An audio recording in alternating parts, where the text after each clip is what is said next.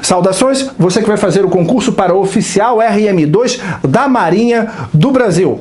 Nós vamos para o nosso segundo vídeo que vai falar sobre a Estratégia Nacional de Defesa. Lembrando que esse vídeo faz parte de uma playlist de vídeos disponível no YouTube.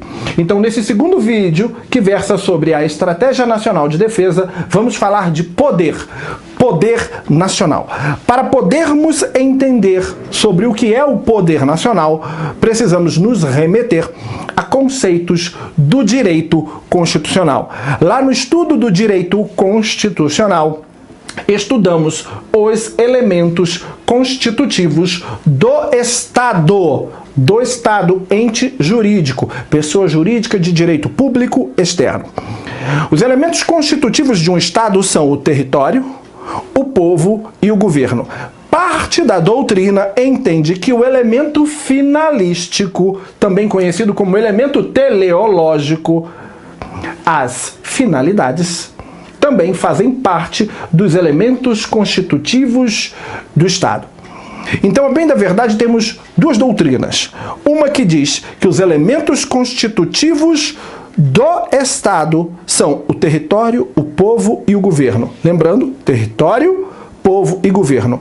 E uma segunda doutrina que vai dizer que os elementos constitutivos do Estado são território, povo, governo e finalidades.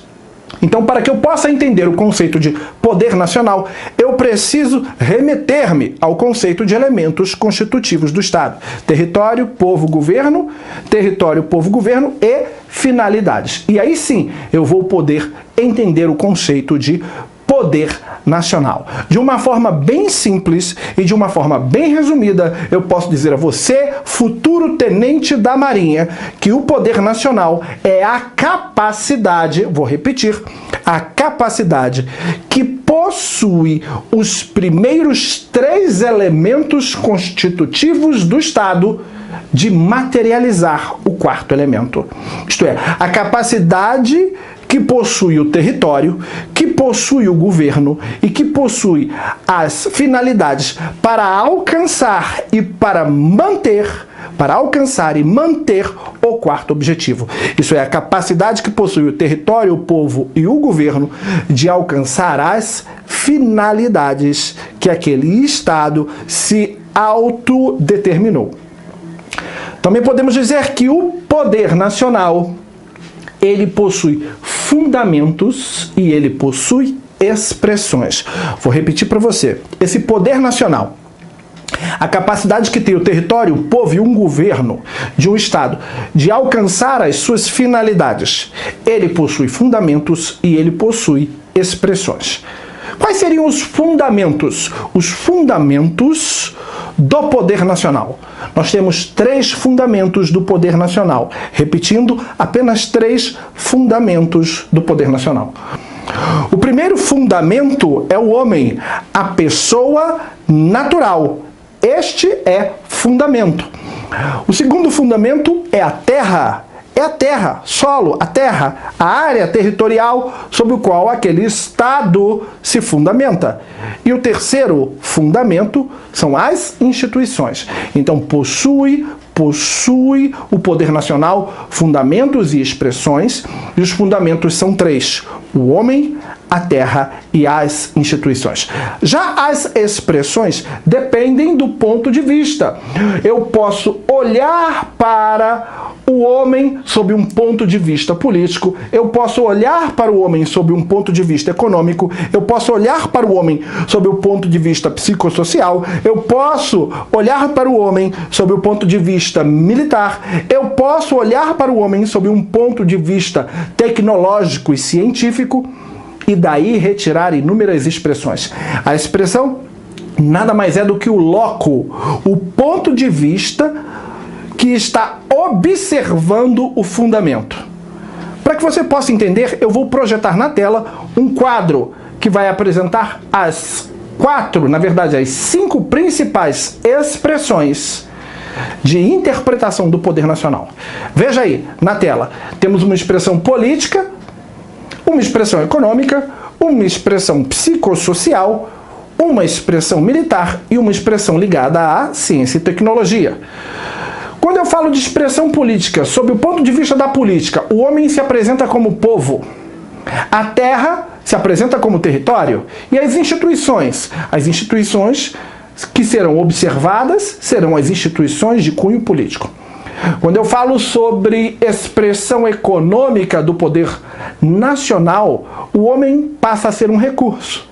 A terra passa a ser um recurso natural e as instituições que receberão primazia na observação do Estado serão as instituições econômicas. Se eu falar em expressão psicossocial, o homem é visto como pessoa, o território será visto como ambiente, as instituições que receberão o foco serão as instituições sociais. Se eu olho sob o ponto de vista militar, sob uma expressão militar, o homem é um recurso. A terra é território. E as instituições que receberão ênfase serão as instituições militares. Se eu olho sob o ponto de vista da ciência e tecnologia, o homem é um recurso humano. A terra, um recurso natural ou material. E as instituições que receberão primazia serão as instituições de ciência e tecnologia. Então, resumidamente, falar de expressões é falar sobre o ponto de vista sobre o qual estamos olhando para o fundamento. Então, os fundamentos efetivamente são 3. O homem, a terra e as instituições. As expressões são 5. São 5 pontos de vista distintos sobre o qual podemos olhar para o homem, a terra e as instituições. Então, falar em poder nacional é falar da capacidade que tem o Estado de pegar o seu homem, o seu povo, os seus recursos humanos, a sua terra, o seu território, seus recursos materiais e as suas instituições, sejam elas instituições políticas, sejam elas instituições econômicas, sejam elas instituições sociais, sejam elas instituições militares, sejam elas instituições ligadas à ciência e tecnologia, e utilizando tudo isso, criar uma amálgama que permita alcançar as nossas finalidades, aos nossos objetivos. Entre eles, construir uma sociedade livre, justa e solidária, e outros que podemos, por exemplo, encontrar ali no artigo 3º da Constituição da República Federativa do Brasil. Garantir o bem de todos, diminuir as desigualdades regionais e sociais, e aí podemos ter vários objetivos. Temos ali vários elementos finalísticos e teleológicos no artigo 3º da Constituição. Um grande abraço e até o nosso próximo encontro.